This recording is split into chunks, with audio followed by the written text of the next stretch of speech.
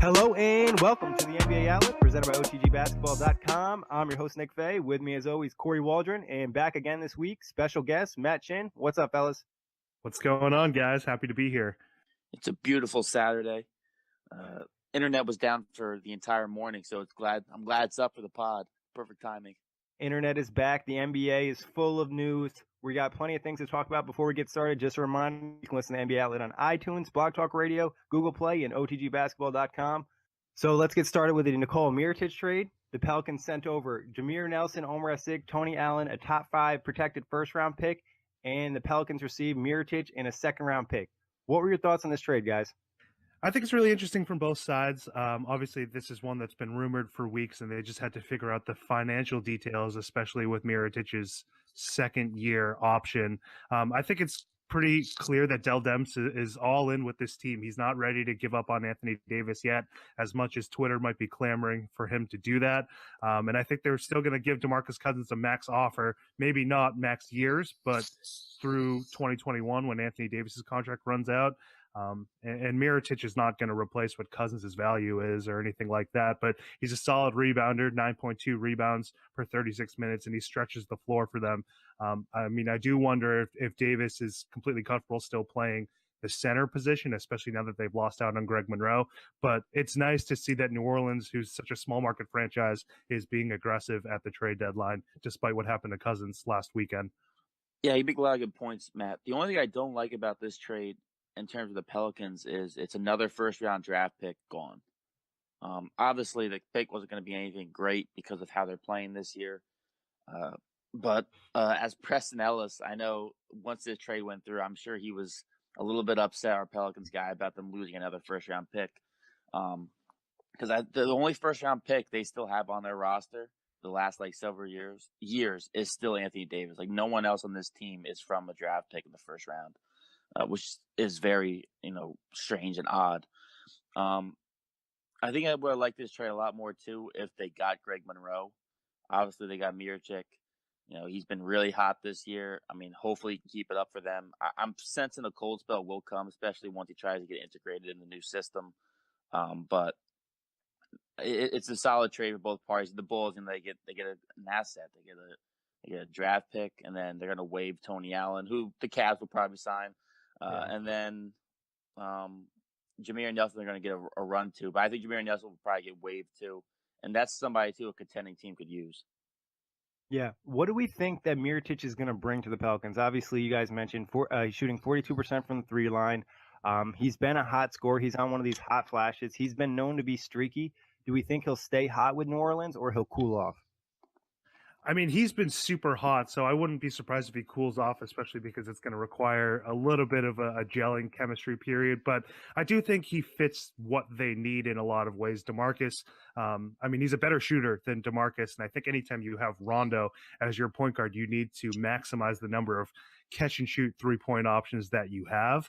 And I think he's someone who didn't want to be in Chicago at all. He was a very disgruntled player. I think the writing was on the wall that he was going to get moved. So now that he has kind of long-term set, now that they're going to pick up his option for next year in New Orleans, I think he'll offer some decent floor spacing on a team that's actually surprised me. I thought they were going to be one of the worst three-point shooting teams in the league, but they've been top 15 in terms of three-pointers made per game and three-point percentage. So I do like the fit there next to Davis and with Rondo. Yeah, that's a great point with, when you have a Rajon Rondo, a point guard that can't shoot, you definitely need some bigs that can stretch the floor. So that's interesting. What do you think about it contract-wise? You mentioned it, Matt. They picked up Mirotic next year. So that's 12.5 on the books. Obviously, they're already high in that cap number. They have to deal with DeMarcus Cousins' contract coming up. Obviously, he's a free agent. What do you think that means in the salary world? I think it's interesting just because if you're Dell Demps, you're all in, right? You're trying to impress Anthony Davis enough to stay there. There's been rumors about New Orleans relocating if things go south. So this is what was holding up the deal earlier in the week, was picking up Mirotic's next option. And from his perspective, you should not approve a trade because technically he has a no trade clause because it was a 1 year plus one. He shouldn't approve that unless they're going to pick up his money. And for them, that's what they needed to do to get it done. And they get a second round pick back from the Bulls. as well, and the ability to shed Asik's money is nice. So financial wise, I mean, they keep his bird rights. They have Cousins' bird rights as well, so it doesn't affect their cap as meaningfully as if they were going to get like a Tyreke Evans or something like that who doesn't come with bird rights. So I think they just needed to bite the bullet, and that's what they did to get the deal done. Yeah, and the Bulls get the best Chicago Bull of all time in Omer Asik back. So Reunion, everything's right in the world. Yeah. Yeah, so what do we obviously the Bulls side, they just picked up another first round pick for their rebuild, so that's great. But what do we think about the Pelicans playoff wise? Obviously, I think it was reported yesterday and today they picked up Terrence Jones on a 10-day contract and Emeka Okafor, who hasn't played in the NBA since 2013. Where do we think the Pelicans can land in the playoff picture? Toward the bottom of the West. I mean, I thought with Cousins and Davis, they had, a chance to go to maybe the 6 or maybe even 5 seed, but now I see them more as 7 through 9. Yeah, I agree. They're going to be battling for the bottom 2 spots in the West. And they'll probably end up getting an 8 seed and then get swept in the first round by the Warriors. I mean, that's just a sad. That's a win for. That's honestly a win for them for what they're trying to do. Yeah, I mean it'd be the second time too. Yeah. So we'll see what happens with that. Yeah, true. One other thing that I want to toss out there, just from like the big picture market perspective, is like Chicago gets the first round pick, but look how much they had to do to get that pick. Like, I think first round draft picks are such a hot commodity because teams don't have cap space. Like, they had to take on $22 million in dead money from Asik, and they had to give up a second round pick, which is slotted at number 47 right now, which is a pretty decent spot, just to get that first round pick. So I think it's indicative of like how much teams are kind of hoarding those first round picks, knowing that cap space is just not going to be out there in 2018. Yeah, and that Asik contract is no joke. I think he has 3 years left. I think the last year's not guaranteed, so they could stretch him like next year and make, save themselves some money. But you're right, getting a first round pick. Personally, I don't know if I'd want to give up a first round pick for Mirotic just because of his inconsistent play. Kory and I have talked about it in the past. He seems like a guy that can be really hot, really cold. But like you mentioned, for New Orleans in that market, trying to make that push and make Anthony Davis happy, it makes sense.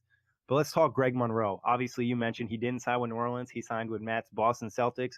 1 year, $5 million deal. They used that disabled player exception. What are your thoughts on Monroe and what he can bring to the Celtics? I mean, obviously, there's a huge fit there, and I was nervous, covering the Celtics, and I think a lot of Celtics Twitter was nervous that he was going to go to New Orleans because there was a clear path to 25 minutes. He's from New Orleans. They could sell him on the starting center role, so that's something that Boston could not offer. I still think Aaron Baines is going to get a huge chunk of the minutes just because of his defensive value. The timing was the most interesting part of the buyout for Monroe, in my opinion, is like a week before the trade deadline. I'm kind of going through my head this past week, like what was the Suns thinking? But I've come up with this theory that I think Monroe's camp knew that Boston's $8.4 million DP was out there, and the media was starting to float all these rumors earlier this week that Danny Ainge was going to use it to absorb Tyreke Evans. So Monroe's camp moved fast, and I think they gave Phoenix a discount in the buyout negotiations, and like we'll never know what that money actually was, but I think they started to panic that $8 million, and it ended up being a $5 million contract, which is still more than what New Orleans or Oklahoma City could offer, was out there. But Monroe obviously offers. He's the best rebounder on the team now. He's the best interior scorer on the team, and I think even though he has his defensive woes, the Celtics are such a great defensive team, and Stevens is so good at hiding defensive liabilities that I'm not terribly worried about that aspect and that weakness of his game. So I think it's a nice fit, and it's exactly what the Celtics need because they really lack a true center outside of Aaron Baines. Yeah, I'm going to piggyback off of pretty much everything you just said, Matt. Perfect analysis of Greg Monroe to Boston. Obviously he's going to give them rebounding. It's funny to be how little Phoenix even used him.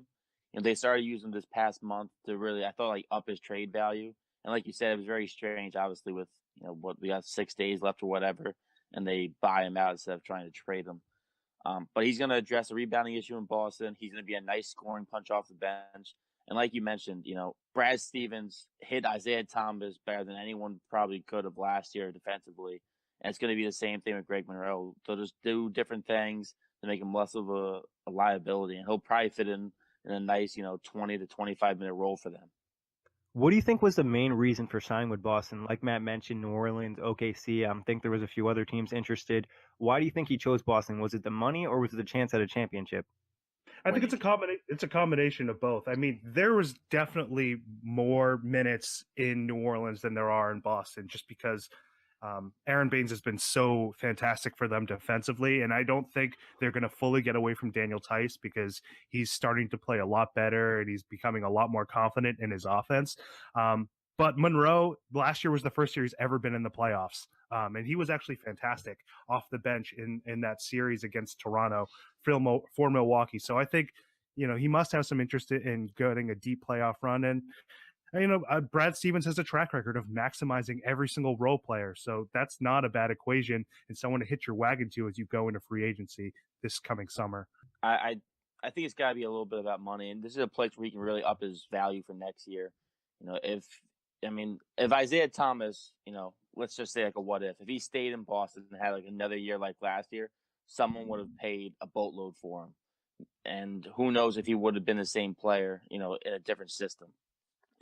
Because as we can clearly tell, the Boston Celtics right now, Brad Stevens is a top 3 coach in my eyes.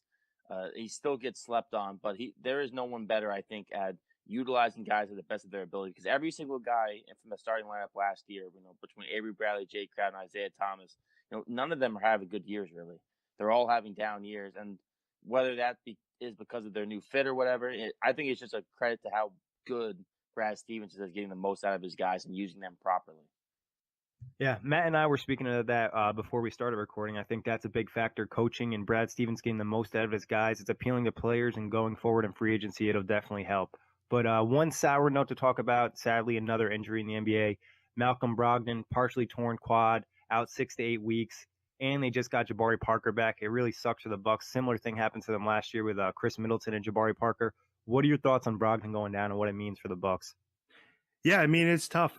Milwaukee is only a couple games out in 6th place and, 2 games up on Philadelphia and Indiana for that final playoff spot. So this is going to be a big stretch for them. I think Matthew Dellavedova, look, they gave him a ton of money a couple seasons ago, and he really hasn't panned out as much as I think they wished he had. Like Brogdon kind of fell into their lap as the rookie of the year last year and took all that playing time away from Dellavedova. But I think it's his time to step up as a veteran, someone who's been in some big spots, obviously starting in the finals for a couple games a few seasons ago.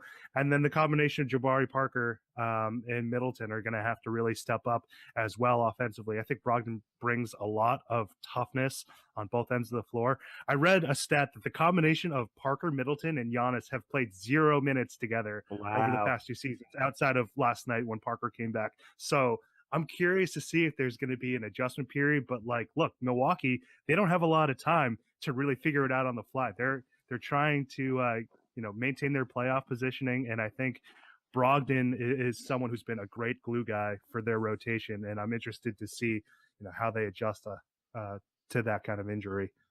It sucks. We're on this same, this roundabout cycle with the Bucks where they get somebody back and somebody goes out. Which is incredibly frustrating because this is a team that I have such high hopes for, and I can't see. I want to see everybody on the floor. The Brogdon injury sucks, and that's arguably their best perimeter defender. I know Bledsoe's very good, but Brogdon's been already known for his defense. They made a great point about Dellavedova. He's shooting 37% from the field, 38% from 3. This is a guy who's not worth that contract he's getting right now, but he'll get a chance now to get some big minutes. But the Bucks are just in a weird place, and they really need to make another trade. I don't know if they actually go after DeAndre Jordan. I know there's a ton of rumors, but I wouldn't be surprised if management starts pushing heavy for some kind of different change. With already making a Bledsoe move, they're obviously hungry to try and change up the roster. Yeah, obviously Brogdon's a nice complementary player. Like Matt said, he can fit into a whole bunch of different roles. Like you said, DeAndre Jordan trade could be on the table. Quick shout out to Jack Manuel, just dropped a trade deadline article about DeAndre Jordan, so check that out. But Do we think the Bucks will make another move? I think reports came out that they probably won't. Do we see them adding a point guard or anything, or they'll just stay pat until Brogdon comes back, hopefully? So they were mentioned as one of the suitors in Woj's article about Tyreke. I don't really see the fit there. I think between Bledsoe and Tyreke, that's a lot of ball dominance, and obviously you don't want to take the ball out of Giannis's hands. If they can figure out a way to get Jordan without giving up too much, that would be something to at least raise your eyebrows at, because he would give them a lot of defensive protection at the rim.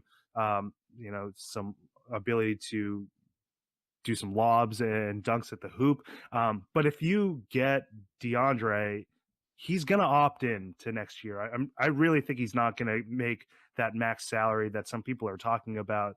I think, he has the $24 million option next year. So, that's your core going forward for next season. It's Giannis, Bledsoe, DeAndre. And how far does that really get you? Maybe the conference finals at best. Like, I don't see them getting past Boston, or who knows what Cleveland's going to look like next year, but Philly's going to be improved, and Washington might be a little bit more healthy next year. Toronto's still very relevant. So, I'm not sure if you want to go forward with that as your core. And I think a lot of it has to do with how Parker looks. Obviously, they don't have a huge amount of time to gauge how Parker's going to be, since the trade deadline is 5 days from today. But yeah, John Horst is in an interesting position right now, because if you do DJ, that's you're committing to the future, in my opinion. I'm not a huge fan of that fit either. When you look at Bledsoe, not a great three-point shooter. Obviously, Giannis, not a great three-point shooter. DeAndre can't really do anything outside of the paint. If you were to keep Jabari Parker, he's not an amazing three-point shooter, so I think the spacing would be kind of messed up. So like you said, you'd have to really invest in that decision. I'd aim for Whiteside before I aim for DJ. Yeah, I've heard a couple Whiteside rumors. It seems like it's unlikely, but actually talking trade rumors, that's what we're going to get into. I got a list of trade rumors. We're going to kind of go through each one and what we think about it. Obviously, we've heard about the Joakim Noah situation. Him and Hornacek got into it. The Knicks asked him to not be with the team anymore. They're looking to move him before the deadline. Obviously, it's going to take at least a first-round pick to move Noah's contract, or maybe even Frank Ntilikina. What do we think is going to happen with Joakim Noah? I don't think anything's going to happen. First-round picks are just too valuable, and his contract is an albatross. It's the worst. I wouldn't attach Ntilikina, because – are you really that pissed off with him that you're going to get rid of your lottery pick that is in his rookie season? To me, I just don't see suitors out there for Noah. And Frank's had good moments when he actually gets minutes. It would be it'd be very Nick-like, right? It'd be very Knicks to trade their first round pick and their rookie this year along with Joakim Noah. But I'm with you, Matt. I don't see anyone wanting Joakim Noah in the first place. And it's not like this guy is an NBA player anymore. He's just too old. The injuries have gotten to him. And I'm a big Noah fan from his Florida Gator days. It's just not – his time in the NBA is just over. And I find it funny, though, of all players, he got into it with Jeff Hornacek. What could you have possibly been arguing about?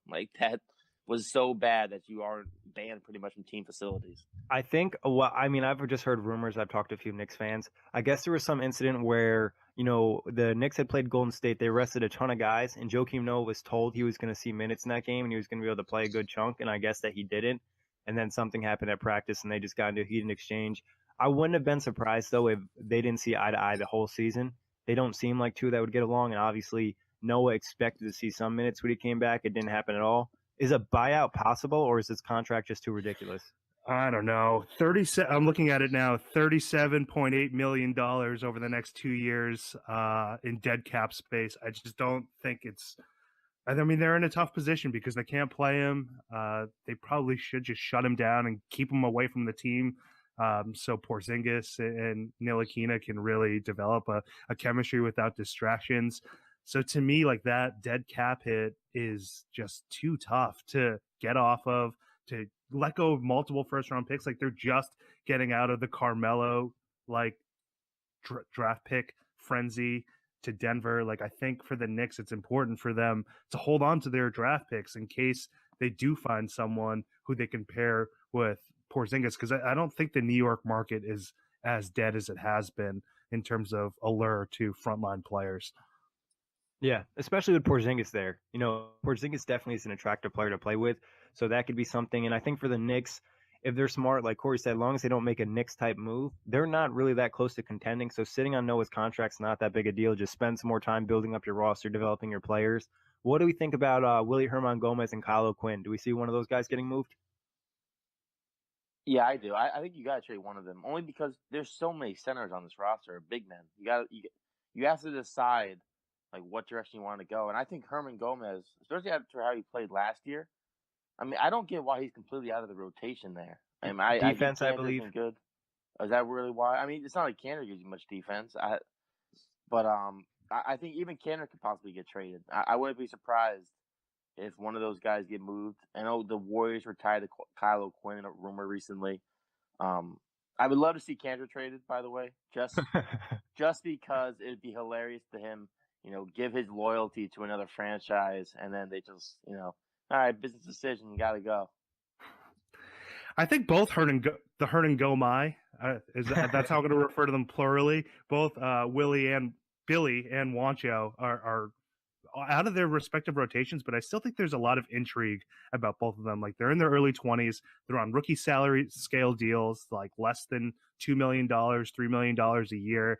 So I think the Knicks should capitalize, and even maybe the Nuggets should capitalize on that kind of intrigue that people still have about them.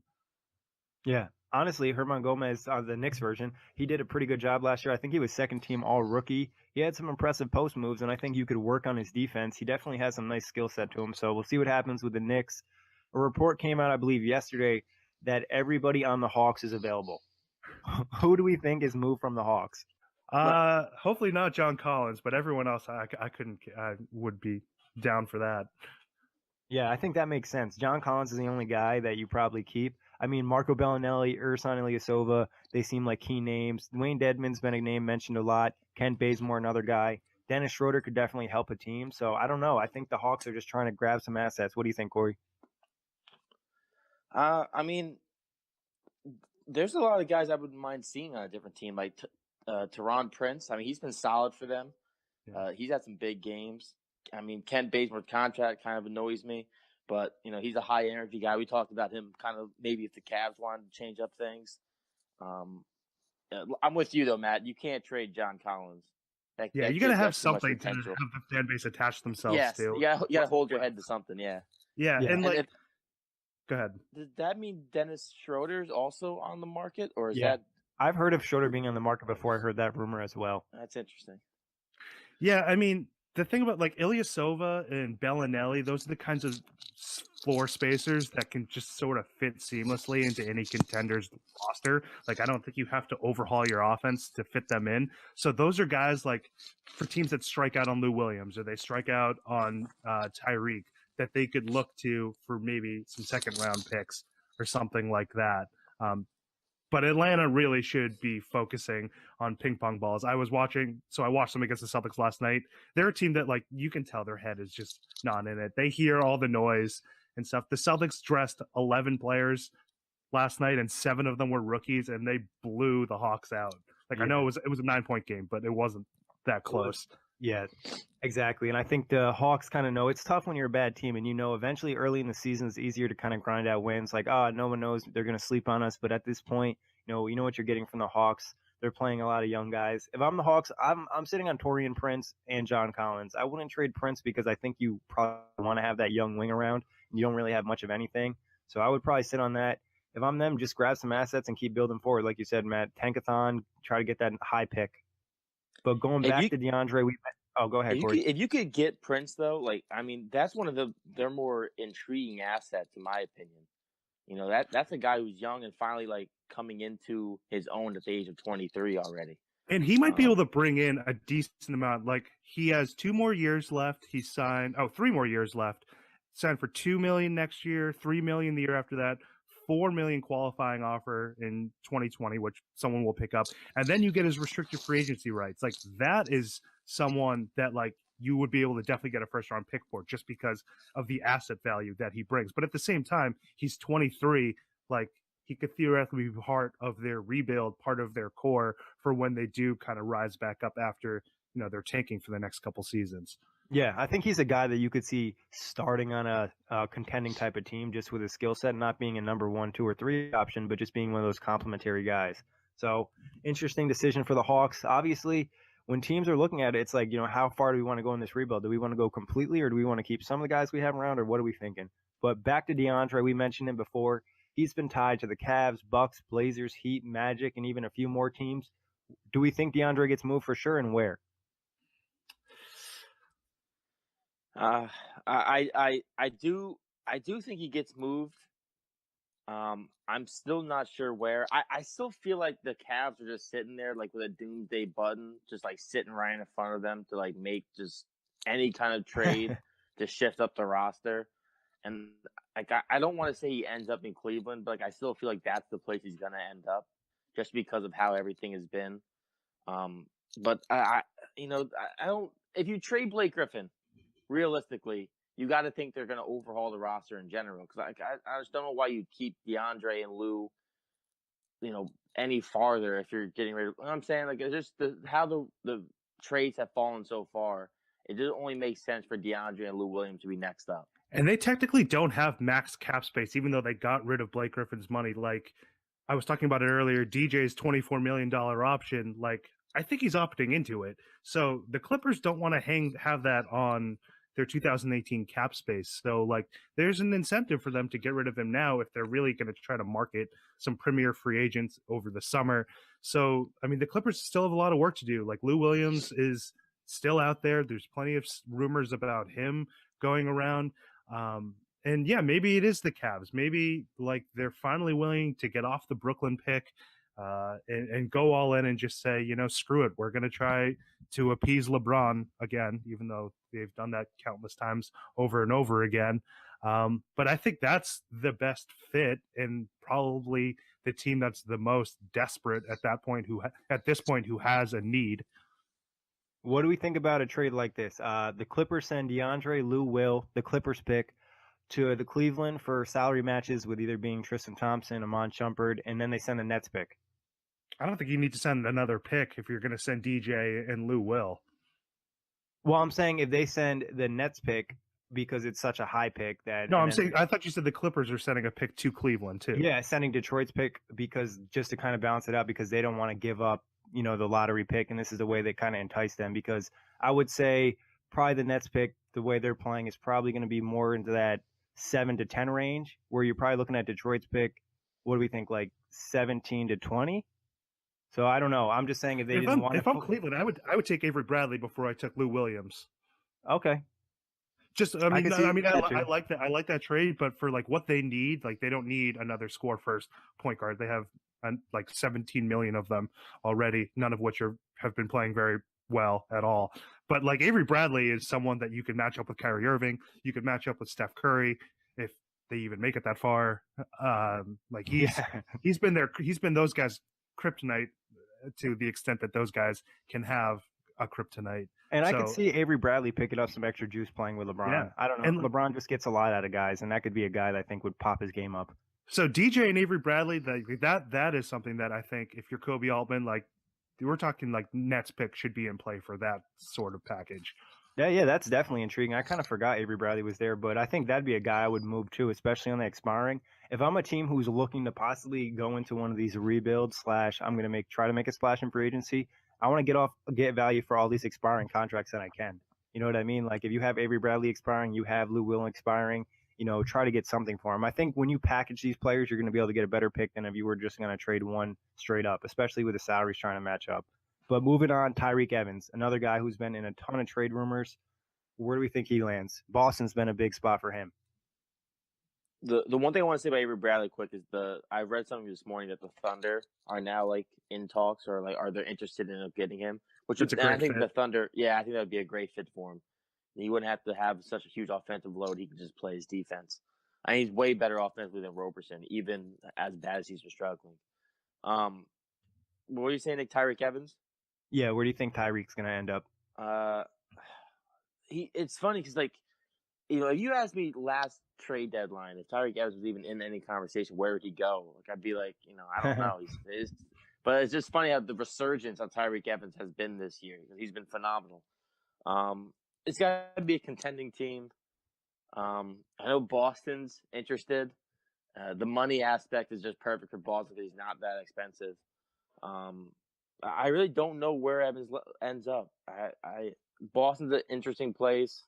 Maybe Cleveland if they make some kind of trade to get some kind of pop off the bench. Miami's been mentioned, I think. I would like to see Miami. I would like to see like the Wizards make a move if they wanted to push that. But like again, like I don't know what the Come on, I love Satoransky. Right. Yeah. He's the new GOAT. Trade John Wall. Yeah, I don't know. Tyreke Evans is interesting. Yeah, so I mean, Woj put out all the suitors in his January 31st piece, and he mentioned Boston, he mentioned Philly, Milwaukee, Denver, New Orleans, and then I've seen stuff about Miami as well. So I think the holdup that people have been talking about with Evans is like, who's going to give up a first-round pick for them? And outside of Boston, like those other teams that I just mentioned, like those picks, those first-round picks, they could be in like the late teens, early 20s. Like that's high value in this market right now. And Evans does not come with bird rights if you trade for him because he's on a 1-year deal. So like re-signing him is going to take additional cap space, or it's going to take some sort of exception.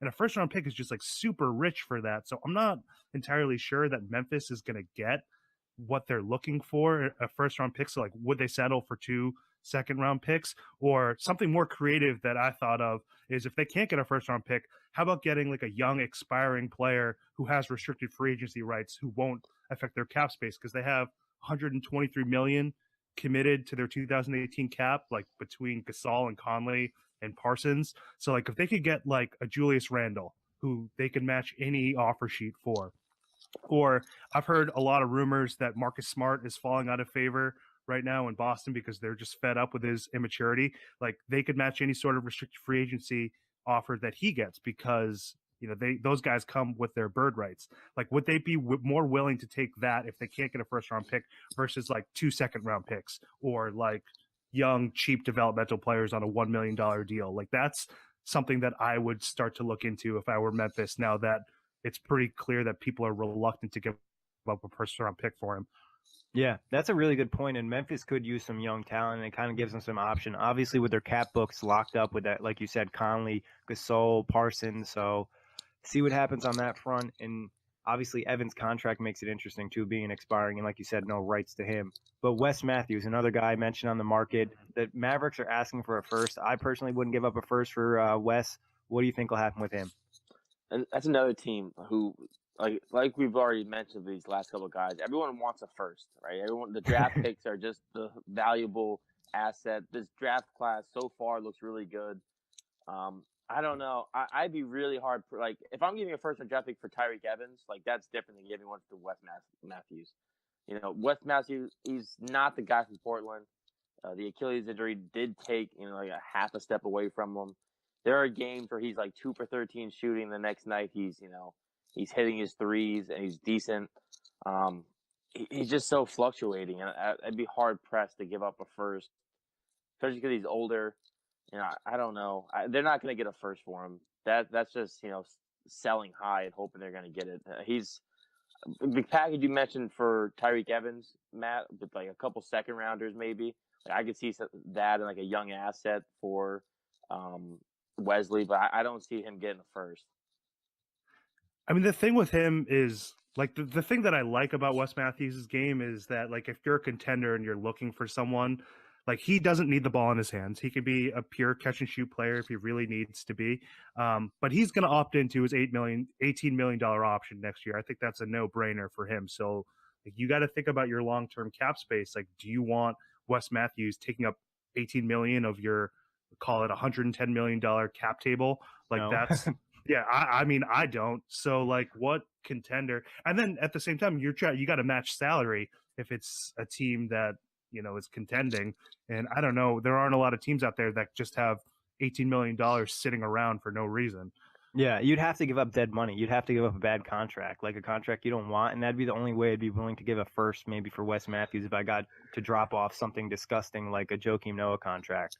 But other than that, I think Wes Matthews, obviously getting older, big contract, Achilles injuries don't age well, so I wouldn't be a big fan of that. Orlando, another team that's been active in the trade rumors. Obviously, Nikola Vucevic, Evan Fournier, Alfred Payton, and now recently Aaron Gordon's been mentioned in the rumors.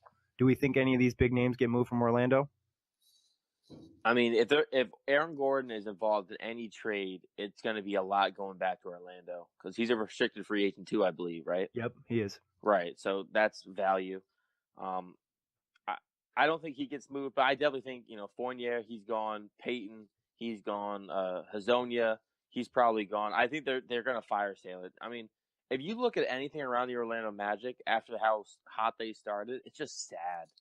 Frank Vogel and every press game, post game conference I've watched him talk at, he looks like a defeated man. And I watched him for 6 years in Indianapolis. I've never seen that man look so defeated. Like a couple days ago, he had one. He was just saying how I'm playing with a bunch of kids. It's just we started out good, and then all of a sudden everybody forgets how to play basketball. And I was like, wow, like it's getting really morbid down here. Like it's a killing field. I definitely think they're going to sell out on a lot of these guys, maybe even Biyombo, but they just got to start fresh.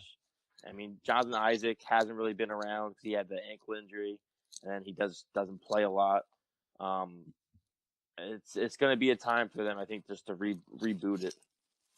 So, I think Vogel got handed a pretty terrible hand when he took on the Magic's roster. They went bananas for Bismack Biyombo just because he had a couple good games in the postseason a few years ago. But then they thought, oh, you could play him at power forward next to Nikola Vucevic, which was never going to happen. And at the same time, then they're like, oh, well, maybe we'll try out Aaron Gordon at the 3 along the wing, which was pretty idiotic in my opinion as well. The reason why I would entertain the idea of trading Aaron Gordon is, like you said, Kory, he's going to get a ton of, if it's a team trading for him, they want his restricted free agency rights. They are invested in him long term. And to me, Jonathan Isaac should be the power forward of the future. And I just don't know how Isaac and Gordon will fit next to each other because Isaac is close to 7 feet tall. And I think he's the prototypical stretch 4 who has, some skills and some ball handling ability. So if Gordon gets a massive contract, like an Otto Porter level deal, do you want to invest another 4 years in Aaron Gordon if you're the Magic when you have Jonathan Isaac as your theoretical power forward as the future? I think Gordon is a really special player, but to me, their fit next to each other is a little confusing. Yeah, I think that's a big issue. I think a fit has been a problem for a lot of Orlando players in the past. Obviously, we could talk about all the guys they've moved. What do we think is the ceiling of Aaron Gordon? And what kind of package could they get for him? He can hit a bunch of threes for a stretch, and we'll think he's a 3-point shooter. And then, I think his ceiling, it's all-star level, or is he all-star possibly, or? Well, let me give you a comparison. I think you guys are both going to agree. He's kind of like Blake Griffin, right? It's like a younger version of Blake Griffin. You stole it right from me. He's an athletic guy. Yeah, he's an athletic guy, throws down the hammer. He has shown glimpses of perhaps being able to develop a jump shot, which Blake Griffin obviously does have to his game now. But, that's what he is. And I don't think he'll ever reach Blake Griffin's level. The one good thing about Gordon is he hasn't had any injuries yet. Anything to hurt that pop off his athletic ability. He's going to be in the dunk contest again this year. But I think that's his ceiling. It's a developed Blake Griffin. Yeah, I think Griffin is still a better ball handler and a better facilitator than Gordon, but Aaron Gordon's only 21. He still has just incredible athleticism, whereas Griffin, you can see his athleticism since he got into the league has been completely usurped, and he's a below the rim player now for the most part. He's really kind of transformed his game. So that's always what I've seen his ceiling as, but I've always been very cautious to consider building my team around a player who's athleticism first, especially once they get to their late 20s, because that it's going to fall apart at some point. Gordon's not close to that. He's only 21. So for the right situation, you could build with him for the next couple of years. But I don't know, players like that, to me, you have to have enough foresight to figure out that they're going to be able to develop some skills where they don't have to necessarily rely on just pure athleticism. Yeah, it's definitely an intriguing situation. What type of you think someone's going to throw a max offer at him in restricted free agency, not being the Magic and forcing them to match? I mean, are they going to pull like what the Nets did with with Alan Crabb and Tyler Johnson and just force the Magic to use their cap space? I mean, I'm not throwing it completely out of the window. I don't know if the Nets are interested in Gordon, but I would not be surprised if that was a thing that they did again. I love that the Nets do that they just like force teams to use their cap space. It might come back to bite them though, because Yeah, Alan that's Crabb important. right now is not living up to his contract, and they made him pay that. The Yeah. first time when they signed Alan Crabb to a restricted, and then the Blazers matched it. And the same thing with Otto Porter. I would personally, if I had Otto Porter right now, I'd be very happy. I wouldn't mind paying that man the money. Alan Crabb, not so much. Tyler Johnson, obviously, I don't think has been that bad either. But like someone wrote an article, this is off topic, but what the Nets do, not only are they trying to get these players, but they're also messing up other teams' cap books. You know, Alan Crabb signing that. I love it. Like they were just so screwed. Talking about the Nets, actually, what do we think they do at the deadline? Obviously, DeMarre Carroll's been a name mentioned. Joe Harris, Spencer Dinwiddie. Do we see these guys getting moved? Carroll. I see DeMarre Carroll on the move. It just makes sense, for what they, for getting the draft picks they got, along with DeMarre Carroll, they can arguably ship him out and get more draft picks for him now because of how good his value is. So I would love to see them trade DeMarre Carroll just for the fact that he could produce the Knicks, the Knicks, sheesh, could produce the Nets, 3 or 4 draft picks. Yeah, honestly, I mean, they got a first and second when they took on his salary dump, and now they possibly can move him for another first. Joe Harris, to me, is an intriguing guy for a lot of teams. I think the Nets have a decision. If they trade him, that means that they weren't planning on re-signing him this offseason. And if they keep him, that means they want to keep him long-term as their sharpshooter. Dinwiddie's probably the most intriguing case, where I don't think the Nets are actively shopping him, but I think if somebody came and offered them a really good package, they might take it. Yeah, I mean, those first two guys, Harris and Carroll, that you guys talked about would be nice with most teams because they can just do a lot of catching and shooting.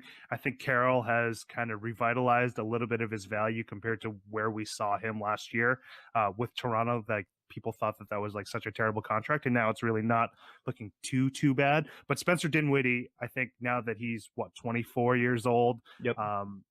That doesn't really necessarily fit their timeline, and I think maximizing D'Angelo Russell's minutes is something that they should be interested in. And Dinwiddie has a non-guaranteed salary of 1.6 next year, which is really tasty if you're a team that's looking to add him. I was listening to the Dunked On podcast mock trade deadline, and they had Dinwiddie moving to the Nuggets, where he could be in competition with Jamal Murray. I think that's something that's really interesting. Obviously, there aren't a ton of teams that are looking for a starting point guard, but even in a backup role, Dinwiddie has proven to be a really serviceable player.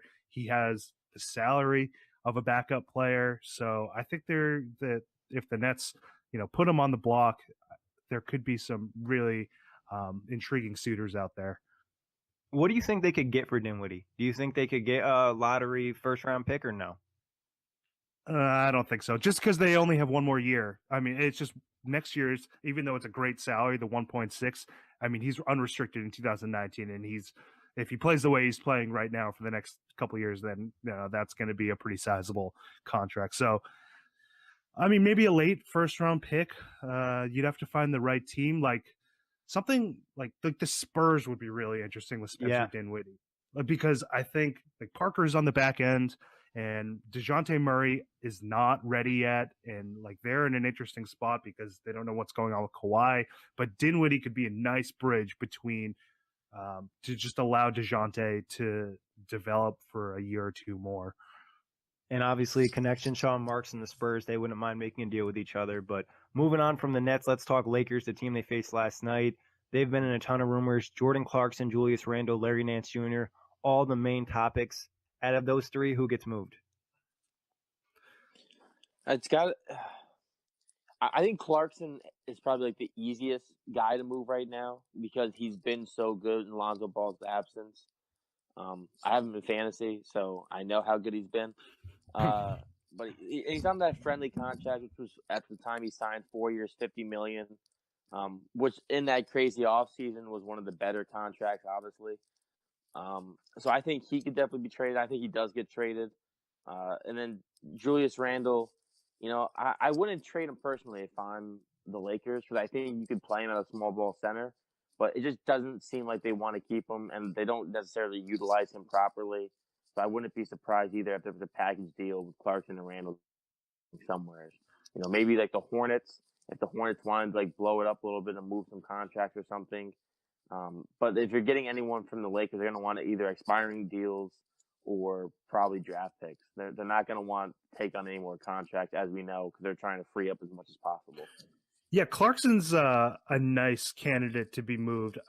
I've seen a lot out there about how he's kind of the Cavs contingency plan if this George Hill thing doesn't work out, which it seems like it's not working out. Like that was, on the 1 yard line, it seemed like 10 days ago, but we haven't heard much about it now. So Clarkson, I believe, is also a Rich Paul guy who's LeBron's agent. So maybe LeBron would be pretty happy to get Clarkson in there, and any little small move you can do to get, LeBron's people in the same place is pretty nice. And then the thing with Randall, I agree with you, Kory. He can definitely play a small ball 5. He's still young enough to be part of their potential rebuild. But if they don't plan on re-signing him, his restricted free agency rights are valuable. Like I talked about it as him as a candidate to Memphis. Like if they could figure out a 3-way trade where they send Tyreke somewhere and then Julius Randle goes to Memphis and then whatever else goes to the Lakers. Like teams like that who are up against the cap and up against the luxury tax, but they want to be able to get restricted free agency rights on a young player that can maybe be part of their core moving forward. Like those are the kinds of players those are the kinds of teams that I think Randall is a good fit for. Yeah, Randall's an intriguing guy to me. Like he seems like a guy that just keeps getting better, and I've watched him play last night, and he's a strong dude, and I think he could definitely play that small ball 5 in the right situation. So he'll be a guy to gauge. Any rumors that you guys want to talk about before we get out of here? Lou Will. Can we talk about Lou Will? Yeah. Where we think? I mean, we've talked about him a little bit, but like, what do you guys think? Would you rather have Tyreke or Lou Will if you're just going this season only?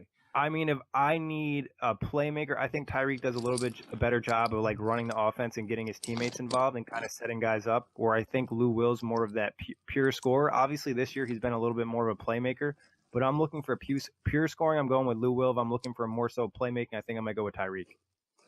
Yeah, I'm with you, Nick. And the one thing we have to keep in mind, too, with Lou Williams, the last several years when he's gotten traded at the deadline, he really hasn't had good second halves with that team that he's been traded to. Last year when he was having a really good year with the Lakers, he got traded to Houston, and, he was okay, but he wasn't, six-man Lou Will. He cooled off in the playoffs. Right, and that's another thing. Like I just think fit. Like, and there was in some interview he mentioned he was like, yeah, he goes, Houston wasn't that great of a time or whatever about like the fit and everything else. But I mean, it'd be so hard. I'm so hard pressed, especially the year Lou Will is having. You put him on a contending team to come off the bench. It's a game changer if he actually performs how he's been performing. Because right now, the confidence meter on a guy like Lou Williams. If he touches the ball, he's like the basket is an ocean to him. He's just tossing it up and it's going in. Yeah, I think I agree with you guys in terms of like a playmaking, like someone who can run an NBA offense. I would rather have Tyreke, and especially because he's a little bit bigger. He's probably a better defender. He can play both guard positions. But I said earlier in the podcast that like all these teams are reluctant to give up a first round pick for Tyreke. I actually sort of think it could be the opposite with Lou Will because he comes with bird rights. So, like, if you're a team that's trading for him, and I really want to see him go to Philly because I think they could use his services a lot. Like, you can re-sign him and not worry about your cap space. Not that Philly has a lot of financial concerns. And Lou Will just has, like, a longer track record of offensive success versus Tyreke. Yeah, like more consistent. Tyreke's numbers have come down a little bit, which was not surprising because he was, like, blazing hot beginning of the season. But, like, I trust Lou Will's offense a little bit more than Tyreke's overall. So I think he might be able to fetch a first round pick for the Clippers. And if you're Doc Rivers or Lawrence Frank or whoever's running the show there, I would definitely think about moving him for a first round pick if you can get it. Yeah. Honestly, I think it's a possibility where you look at Tyreke Evans, where, Kory kind of made the joke before, like, who thought we'd be talking about Tyreke Evans at the trade deadline? Yeah. Lou Williams is a guy that we talk about every year. consistent scorers, won Sixth Man of the Year, where Tyreke, no offense to him, he could kind of fall off at any point and kind of go back to what we're used to. But see what happens with that. Any other guys you guys want to mention? The one team that I have heard like nothing from that I think should be buyers if they can figure it out is the Raptors.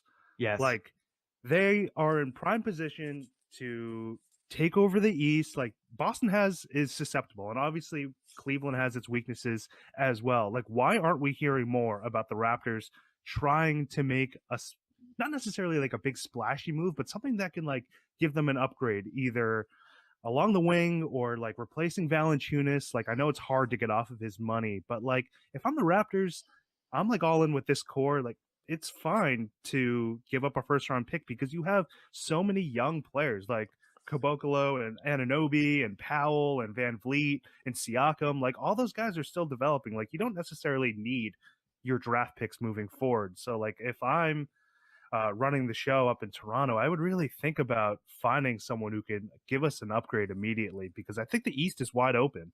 Yeah, for sure. Or even not, maybe you want to keep your first round pick. Maybe move some of these young guys you have coming off the bench, because some of them will have intrigued other teams. Like, I mean, like Toronto has probably an underrated cabinet of assets. Like they have a lot of good young guys on their bench, a lot of nice role players I think people be willing to take a chance on, and then they still have their first round picks, what they probably don't need. So if they really wanted to make a splash move, they could, or if they wanted to make a small move, they could. I mean, I agree with you, Matt. I think Toronto should, like last year, they kind of went all in and it didn't work out, but I think they should take another swing before they kind of run out of this 3-year period where they have Lowry, Ibaka, DeRozan together, and then they make a decision after that. Yeah, if they were to tie in, let's say Valanciunas, some sort of draft pick, and then like one of their young point guards, either Dallin Wright or even Fred VanVleet, you might Norman be able to Powell's get been mentioned too as a guy they might move. Right. I mean, I would even think about trading CJ Miles. I mean, obviously his worth isn't as much, but I mean, he's not having a great year for them. And he's only playing like 18 minutes per game. But I would definitely try and package to get some kind of veteran. Let's just say, for shits and giggles, they were to make a move like Lou Williams. Having like a dynamic scorer like that off the bench could be huge for Toronto. Yeah, it definitely. I mean, any type of boost to that team could definitely give them over the hump, and it'd be big for Toronto in that city and overall basketball in Canada, I think, if they really had a trip to the finals. But that's a lot to still happen. But anything else before we get out of here, guys? That's it. I don't I have any other trades. All right. Well, that wraps it up for today. I have a good feeling we'll probably be back again in the next few days. We're going to probably be dropping a few pods next week. As always, thank you, Matt. Thank you, Kory. And thank you, everybody, for listening. And you can check out the NBA Outlet on iTunes, Blog Talk Radio, and OTGBasketball.com.